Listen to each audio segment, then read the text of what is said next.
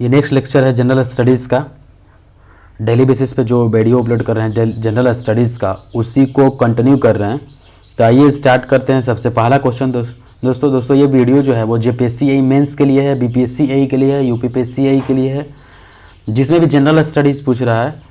अगर आप daily basis पे ये वीडियो देखते हैं तो आपका एग्ज़ाम आते आते अच्छा आप स्कोर कर सकते हैं। तो आइए स्टार्ट करते हैं। सबसे पहला क्वेश्चन, पोंग बांध किस नदी पर स्थित है? On which river is the Pong dam located? तो पोंग बांध जो है वो ब्यास नदी पर स्थित है, और ये जो रिवर है ब्यास रिवर, ये यूपी में है, हिमाचल प्रदेश में है, हिमाचल प्रदेश में है। ब्यास नदी जो है, पोंग डैम को हम लोग बीज डैम भी बोलते हैं। ब्यास नदी के नाम पे ही हम लोग बीज डैम भी बोलते हैं। तो आपको इतना याद रखना है, ठीक है। नेक्स्ट क्वेश्चन देखते हैं दोस्तों। भारत में सबसे ज़्यादा भूभाग घेरने वाली मिट्टी कौन सी है? Which is the highest land mass in India? तो सबसे ज़्यादा भूभाग घेरने वाली मिट्टी कौन सी है? जलोढ़ मिट्टी है, जिसको कि इंग्लिश में हम लोग बोलेंगे अलूवियल सॉयल। अलूवियल सॉयल बोलते हैं, अलूवियम भी बोलते हैं इसको, अलूवियम। एक लूज अनकंसोलिडेटेड सॉयल है, और एक कैसे डिपॉजिट होता है? वाटर के थ्रू डिपॉजिट होता है। तो भारत में सबसे ज़्यादा भूभाग घेरने वाली मिट्टी कौन सी है? जलोढ़ मिट्टी है, जिसको कि अलूवियल सॉयल बोलते हैं। नेक्स्ट क्वेश्चन दोस्तों, भारत की सबसे बड़ी जनजाति कौन सी है?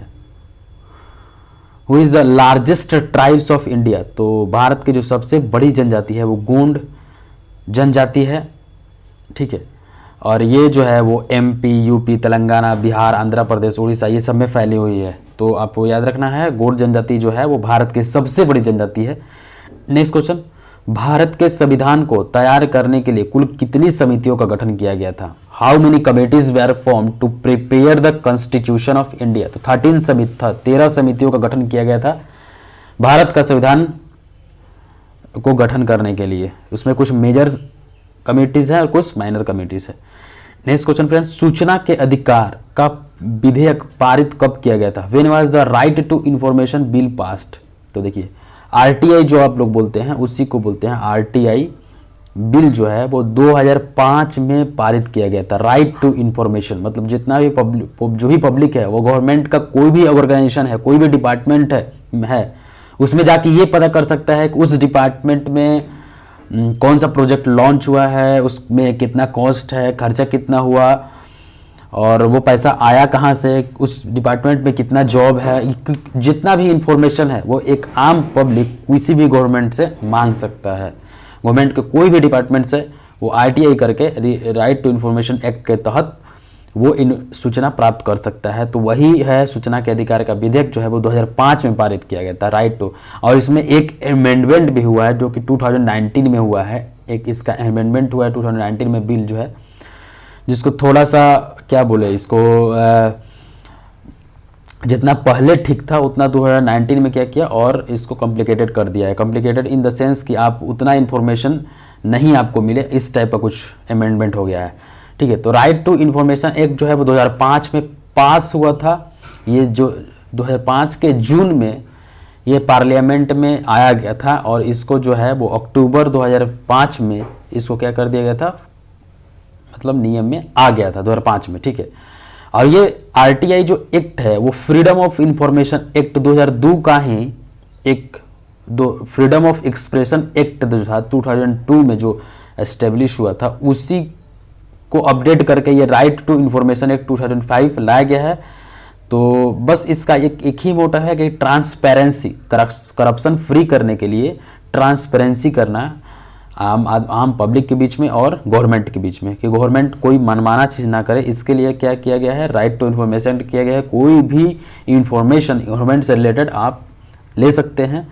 तो ठीक है, इसका आंसर हो जाएगा 2005, ठीक है। नेक्स्ट क्वेश्चन देखेंगे दोस्तों, यूएनओ की वर्तमान सदस्य संख्या कितनी है? यूनाइटेड नेशन ऑर्गेनाइजेशन, जो कि 24 अक्टूबर 1945 इसमें व्यवस्थापित किया गया था, इसका मुख्यालय न्यूयॉर्क सिटी में है। उसमें 193 देश जो हैं वो मेंबर है, वर्तमान संख्या, ठीक है, 193 हो जाएगा इसका answer. Next question friends, who was the first women president of United nation general assembly?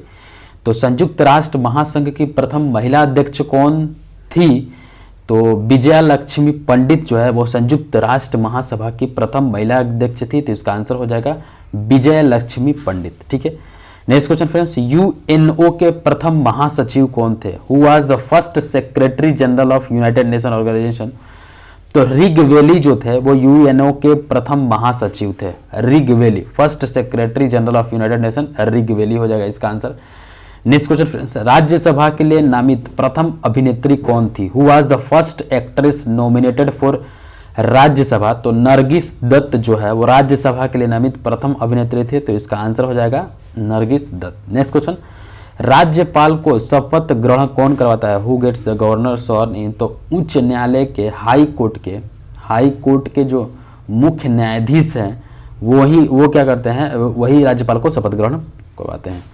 Next question friends, विश्व का सबसे बड़ा मोटर वाहन केंद्र कहाँ पर स्थित है? तो विश्व का जो सबसे बड़ा मोटर वाहन केंद्र है वो डेट्रॉयट में है। DETROIT, डेट्रॉयट में विश्व का सबसे बड़ा मोटर वाहन केंद्र स्थित है। ये डेट्रॉयट जो है वो largest and most populated city in the US state of Michigan है।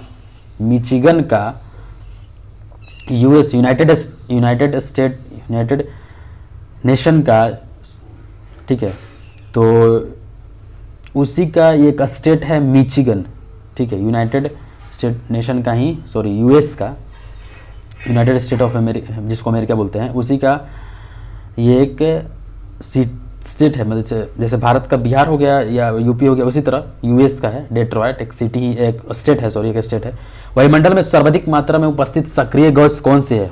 Which is the highest amount of inert gas present in the atmosphere? तो आर्गन जो है वो सबसे ज़्यादा उपस्थित सक्रिय गैस जो है वो आर्गन है, तो आर्गन आपको याद रखना है। क्षेत्रफल की दृष्टि से विश्व का सबसे बड़ा भू आवेष्टित देश कौन सा है? Which is the largest land covered country in the world in terms of area? तो कजाकिस्तान जो है वो क्षेत्रफल की दृष्टि से विश्व का सबसे बड़ा भूभाग आवेशित देश है। तो ठीक है। नेक्स्ट क्वेश्चन फ्रेंड्स, भारत में सबसे पहले मानसून किस राज्य में पहुंचते हैं? तो सबसे पहले जो मानसून है, जैसा कि आप इंडिया का नेक्सा का अगर वेस्ट साइड में देखोगे, सॉरी साउथ इस तरह से होता है ना, ये ऊपर में हो गया, तो इंडिया का नक्शा का जो ये पार्ट है यहाँ पे केरल इस जगह पे है, केरल के मालाबार तट पे भारत में सबसे पहले मानसून आता है, तो इसका आंसर हो जाएगा केरल। नेक्स्ट क्वेश्चन, मयूर सिंहासन पर बैठने वाला अंतिम मुगल शासक कौन था?